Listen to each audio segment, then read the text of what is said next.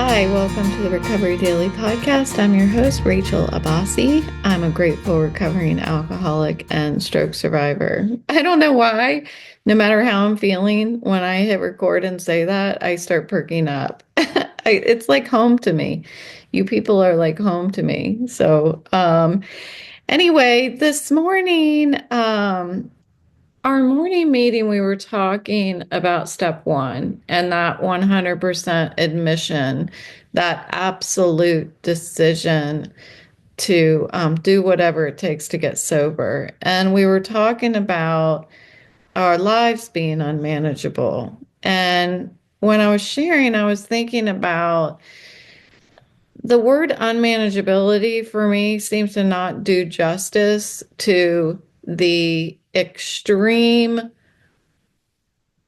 circumstance that I was in. Like unmanageability seems like, oh yeah, I've got too much going on. It just doesn't seem to really define the desperation that I had. Um, and maybe that is by design. I'm sure it is by design. These people knew what they were doing. Our founders of the sobriety program, when they chose these words carefully. But unmanageability for me in both my decision to get sober and my decision to step away from my career because of my chronic pain and my disability, like unmanageability for me was I can no longer function. And that's probably dependent on what your low is, your specific low is. And I do believe that my situation with my stroke, post-stroke, going back to work for 2 years, um, and then getting to that point where my life was quote unquote unmanageable, um, it was to the same extreme.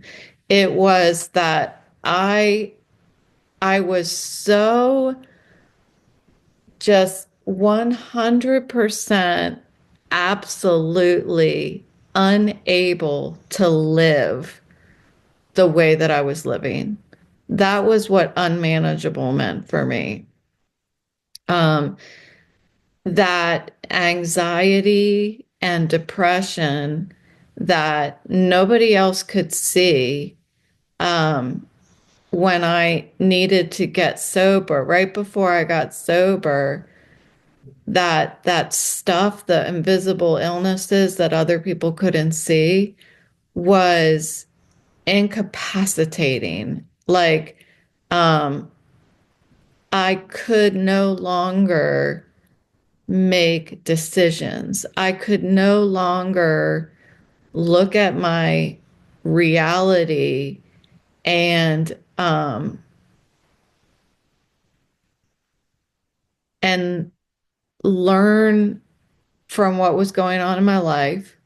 I couldn't turn myself around. Like, it wasn't like I had bad days and good days. Every day was bad. Every waking moment, I was desperate for alcohol. I was desperate for medication. Um, Similarly, when I went back to work after my stroke, after going on short-term disability, after being like, no, I don't think I'm bad enough to go on long-term disability. I was bad enough. But just like when I was drinking, it was like, but I can manage. I can do this. I can do all of it. Um, and I did it until I couldn't do it anymore, until just like the pain before sobriety, the physical pain before medical retirement, before long-term disability was so excruciating that I could no longer use my eyes. I literally could no longer open my eyes without extreme sharp pain in my head. Um, that is quite amazing to me to see the similarities. Only one was it was a physical, it's a physical disease, alcoholism, but it was impacting my emotional well-being, my mental well-being. And so it was like all encompassing. And I had to shut down. I had to shut off the power. Um, and that last day that I was working before I I called my boss. I can't even remember at this point. It was so abrupt that I was like, that's it. I shut off the power. I closed my computer and I gave up. I couldn't do it anymore. Um, my life was unmanageable to me is an understatement. Um, I just simply could no longer live that way. And thank God that I have never truly had the desire to end my life. I have always looked for a solution. Granted, I look for a solution in the easiest place, and I keep building upon that solution until I have to put forth the minimum amount of effort to get the maximum amount of benefit. And for sobriety, the minimum amount of effort to get the maximum benefit, which is not drinking, was to go all in. I couldn't do anything but go all in, but commit my life to sobriety, to living a new way of life without alcohol. That was the only answer because I tried everything else. And then um, likewise, I tried doing short-term disability. I tried working with my boss, and my boss was so amazing. I worked with him to see like how can I work the minimum amount of time to maximize my healing, but still achieve everything I want to achieve, still, you know, grow in my job. Sorry, my head is hurting. Um, and I tried and I tried. I tried for 2 years. Um, I feel like my drinking, it was about 4 years from the time I started. It maybe not. I don't remember how long it was. It feels like 4 years, but I believe it was 4 years that I made a decision regarding my marriage not being healthy. I think it was 2 years that I actually started exposing myself to Alcoholics Anonymous, I think. Um, and I did the minimum that I could. I did the minimum I could to start being able to manage my life. And it just wasn't going to work. Um, I had a conversation today with another person in my fellowship, and we were talking about depression. We were talking about medication for depression. Um, we were talking about, without saying it outwardly, we were talking about unmanageability, about life being unmanageable, and about not being able to function, not being able to make um, healthy decisions for myself, just being, again, completely incapacitated by the illness. And it's just across the board. And I wonder so much about all these other illnesses that people suffer from, eating disorder. Um, for that, I got to the point where I couldn't stand up anymore. Um, I never got to the point with my lack of eating that my that the doctors could see it in my blood tests. Um, my numbers definitely weren't like they are now. Like all my numbers are like picture perfect now for my blood tests, even when I was vegan, which I'm pretty proud of. Um, but I know that illness can get to that point as well. I mean, I've seen it. And then there's folks that have cancer and ALS and all of these things, and there's just so much um, that happens to us as human beings where mental health is overlooked. When I was, because you can't see it, and you're dependent upon the person being able to articulate how bad it is. How bad is your unmanageability? How often does somebody tell the truth? And that's what we were talking about today was my solution that I was offering to this individual was to get professional help. As soon as you start saying things like, I can understand why somebody would want to end their life, you need professional help immediately. And I'm talking like get off the phone with me and call your psychiatrist or therapist or whoever it is, or doctor if you don't have a psychiatrist. Um, that is when things have to change immediately.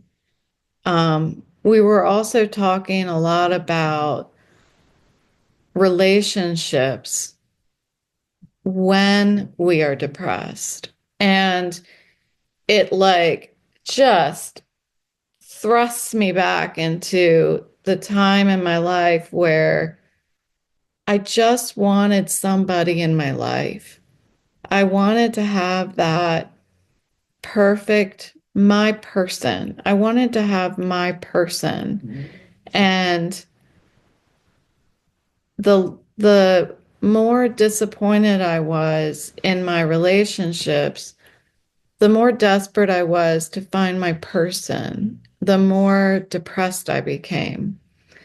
And the more depressed I become, the less I'm going to be able to come across my person because at that point, I am not being the best version of myself. And I don't, I wouldn't have been doing myself any favors to find someone when I'm in my most depressed state of mind. That is not going to be my person. Um, I was suggesting to this individual that to not focus on being with someone else, but to focus on being with yourself. Um, this person was talking about loneliness and spending so much time alone. And I know what that's like. I know what it's like to spend every day alone. I don't have, after I get off of my morning meetings, I'm not interacting with people. I'm interacting with my puppies, one of which is laying across my shins right now, full on, just passed out, 70 pounds. 70 pounds laying across my ankles, really. So it's digging my heel into the couch, and he is passed out. Um, and that's one thing that gives me joy is that I have this little guy, this little 70-pound guy to take care of. That makes me happy. And then behind me, I've got another 70-pound Weimaraner that I get to take care of. And that means that I get to be present for them. I'm not just keeping them alive, I'm spending time with them and trying to add value to their lives and make them happy. That makes me happy to make other people happy. Yeah, people, dogs. Um, but I was sharing that with this individual that in the past 2 years, I have been committed to recovery. And my commitment to my recovery is to, and I worked with my psychiatrist on this, is to look at what my values are. And I've talked a lot about this in the past, and maybe I should revisit a lot of this stuff, but to look at what my values are and what can I do in my life that is aligned with my values. And I should take that stuff back out and talk about it again for sure, because every year, it's important for me to, we do step 10s in sobriety is almost like a life realignment, almost like a strategy, like a yearly strategy. I need to look at um, is what I have for goals this year aligned with my values and my purpose. Um, I can't remember exactly what my values are because I know that my psychiatrist and I added a couple. I know family was one, and yeah, so it's important for me to dig that out. And I suggested like figure out what your values are, um, and be willing to work towards those values. If you're not happy in your job, maybe you need to reevaluate what jobs you have. I'm fully aware that in life, we got to pay the bills, but that doesn't mean that we can't have other things on the side that bring us joy. And if we don't have those other things on the side that bring us joy, that's a real problem. Um, I have to be able to nurture my self-love. And what better way to do that than to explore different things that I'm good at and enjoy. And honestly, right now I have this little crocheted flower I'm making because I finished my bag. So I'm putting this little crocheted flower on the front of it. And again, that's going to be on Etsy. It's recoveryupcycling.etsy.com. I looked at the URL. So stay tuned. That'll be up there. But that's what I have to do. I have to have this is what I told him. I have to have a relationship with myself before I can give anything to somebody else.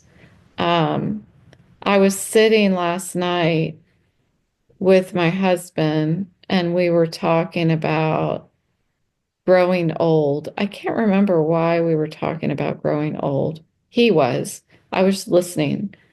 And he said something about what growing old looks like for us. And it was really kind of cute. I think it's the first time I've heard him actually like say that stuff out loud. And it was really heartwarming to think about growing old with somebody. And I'm fortunate that I can say I have someone to do that with. I realize that. Um, but I didn't always have that. And it has taken more work on myself than work on my relationship to make my relationship strong.